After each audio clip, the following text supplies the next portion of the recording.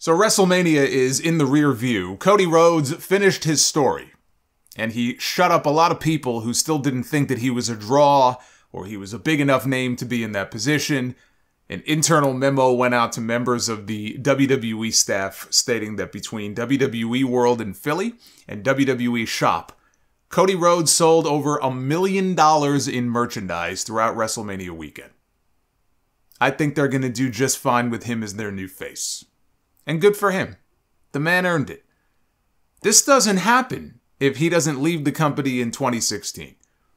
He begged and pleaded for months for them to drop the Stardust gimmick, but Vince McMahon would not relent. He wanted him to keep it, and Cody knew it was a dead end for his career if he did. He'd probably still be in the makeup now. Even Triple H, when he learned that Cody was leaving, he took it personally. He was shocked. He couldn't believe that Cody wanted out after everything he had done for his dad. And it's like Cody told him, look, I appreciate you giving my father a job and everything, you know, everything you did for him, but I'm not him. And he's not here anymore. You know, he knew that he had to leave if he was ever going to have a chance to be in the position that he now finds himself in. Drew McIntyre, he got fired and he went out and he completely reinvented himself. Came back a much bigger name than he was when he left. That's what you have to do sometimes. And it paid off in a big way for him last weekend. I know there were people who still thought Roman was retaining. Shockingly so to me that these people still existed. I thought it was pretty obvious that the time had come. Everything they did set up for Cody getting his big moment. Right? Roman Reigns, he made history with his 9th WrestleMania main event. He passed Hulk Hogan on the all-time list, which is a big deal. And you know, to me, that is more impressive than him moving into number 3 had he done so. You know, had they gone all the way to September and he would have moved into number 3 on the all-time list for the longest title reign, this is more important or more impressive to me than that. WrestleMania is their big annual event. Everything is built around that main event. And the fact that Roman Reigns has found himself there 9 times, even if those first few were forced, and they were, it's impressive that he already has 9 of them to his name. Hogan's last WrestleMania main event was in 1993. That was a few months before his 40th birthday. Roman turns 39 next month. And he still has a few more left in him. He's going to hit at least a dozen, I would say, before he's all said and done. Roman's run will go down in the history books. Not so much for the quantity. Yeah, the immense quantity of matches that he had because he wasn't around that much, but because he was the champion during one of the company's most lucrative periods. They did big business with him as the champion, and with that bloodline story. Roman Reigns was not the only reason why WWE is making billions and billions of dollars, but that bloodline story that he was the centerpiece of had a lot to do with that company's success, and a lot of their ratings success. And the majority of matches that he did have were all excellent.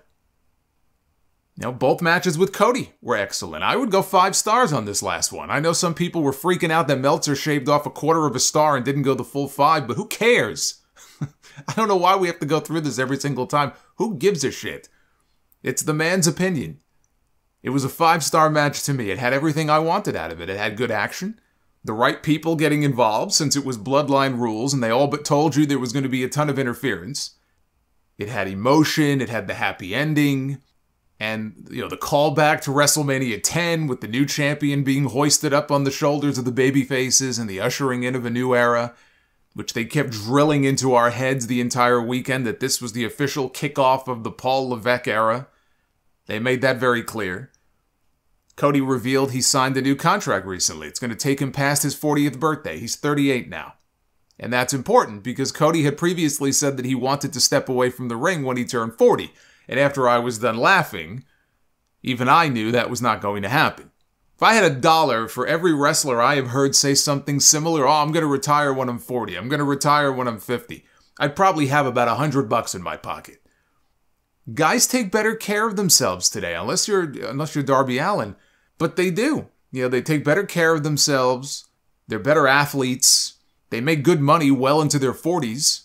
It's hard to give that up. When you have guaranteed money, if you're even close to being a top name or an upper, you know, kind of an upper tier name in WWE or, you know, Tony Khan is paying you in AEW, you're probably making pretty good fucking money.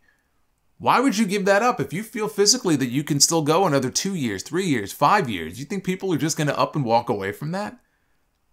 Cody, he finally achieved what he always wanted. He did it later in life than he probably wanted to. He would have liked to have been in this position at 34, not 38. But finally, the company has anointed him its top babyface. There was no way he was stepping away from all that at 40 years old. And I'll tell you something else. Whenever this new contract ends, he'll sign at least one more. Even if it's with a Roman Reigns type of schedule. He will sign one more at least. Because if he is still making great money and he is still selling merch and he is positioned at the top of the card, even if he's not the champion, there is nobody, not one person on that roster right now or any roster who would be willing to give all that up and walk away. The only change I would have made to that main event last Sunday, I nearly predicted it right down to each run-in. Remember what I said? I said Jay is going to come out and counter Jimmy, and then John Cena is going to come out and take care of Solo, and then it would fall on Stone Cold Steve Austin to come out and take out The Rock with a Stone Cold Stunner. If there was a roof on Lincoln Financial Field, it would have been blown off. 25 years after Rock and Austin met at WrestleMania for the first time in Philadelphia. Stone Cold and The Rock, look, they shared a ring together 10 years ago in New Orleans to open WrestleMania 30. So I was hoping, hey, here we are, WrestleMania 40, 10 years later. We need that Stone Cold cameo at WrestleMania 40. And we didn't get it. Instead, we got The Undertaker, chokeslamming The Rock. Not even really The Undertaker. I mean, he was just out there in a hoodie. It was Mark Calloway chokeslamming The Rock. I think a lot of people were expecting the glass to shatter. So the gong going off for the big surprise pop, it still worked. It was still a big moment. But that would have been a reaction for the ages had Austin come out. I was bummed that he didn't. I did see the report from Dave Meltzer. The reason that we didn't see Stone Cold, according to him, boils down to money. He said Austin was the person originally earmarked for that spot, but in the end, they couldn't reach a financial agreement, and Undertaker was the backup. Now, that's what Meltzer is reporting. I know, Austin texted Kevin, according to Nash, Austin texted with Kevin Nash, they're good friends. He texted Nash during the show to ask him, hey, are you in Philadelphia? And Nash told him, nope. And Austin said, we must be the only two not there. It could just very well be that Austin just didn't want to do it. He didn't want to be bothered. He didn't want to go. Maybe he wanted Cody to have his moment and not overshadow it. It could be any number of things. But that would be a bummer if money was the only reason. But like I said, it didn't ruin my enjoyment of the match. It was just a big missed opportunity to get Austin and heel Rock back in the ring together one last time. Because when are we going to get to see that again, right? Probably never. For Raw and SmackDown this week, they used the smaller staging and not the giant LED set they usually do to fit in as many people into the buildings as they could. According to PW Insider, this setup is going to be the norm going forward, at least for the shows with high ticket demand. The set they used for SmackDown was a little bit different than the one they used for Raw, but it was still smaller. I love it. I'm in total support of this move. So long as the product stays hot and they can sell those tickets, why not? I mean, we're talking about, just by doing what they did, apparently they put anywhere from 4,000 to 5,000 people more into the buildings. The demand right now is ridiculous. And so, Endeavor and WWE, they look at this and they go, shit, what are we doing here? We're closing off a quarter of the building here. Let's put as many people in here as we possibly can. It's not always going to be like this. So pack them in while you can. Now, having a Tron of some kind is needed today because of all the backstage segments they show. And I know they usually have screens above the ring in most arenas, but if they want to have at least one screen as part of the set, and you look at the set they used on Friday, which is very long, you could still use those screens. But if you want to have like a proper screen, I do have a suggestion. There was a setup that WWE used around 1992 into 93, where the guys would walk out, not straight, but like from an angle. They would walk out, because that's where the entranceway was positioned. Again, it wasn't dead on. It was kind of off to the side. And they would walk out, and to their right, as the guys would be walking out, you would see this smaller screen. And they would usually show their logo on it, because every wrestler had their own logo back then.